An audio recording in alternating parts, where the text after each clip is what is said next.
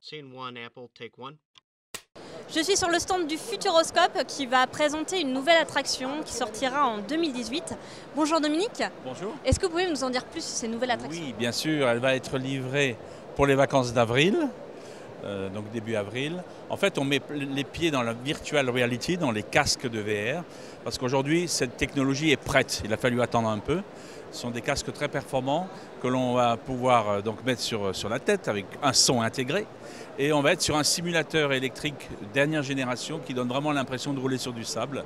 Donc une très très belle machine qui est aussi vient d'être brevetée. Et tout ça va nous emmener dans une course un peu folle à côté d'un pilote qui a été plusieurs fois champion du monde, qui est français, mais dont je ne peux pas vous donner le nom pour l'instant. Voilà, donc c'est une expérience de simulation utilisant à la fois un appareil mécanique et un casque de VR. Je pense qu'on a vu la VR un petit peu partout.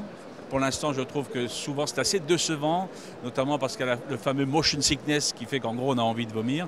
Et tout ça est, je l'espère, bien maîtrisé par les équipes. On a travaillé 3 ans ce sujet-là pour arriver au bon couple entre la machine, l'image et le sujet.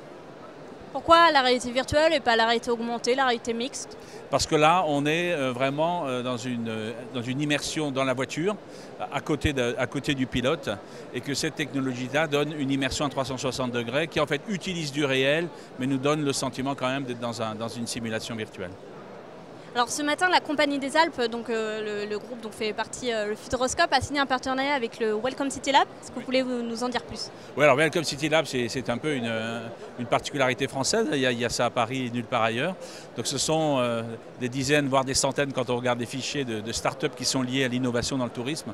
Et donc nous avons passé un accord avec cette plateforme pour travailler sur quelques sujets sur lesquels nous espérons que nous allons pouvoir innover davantage grâce à ces startups.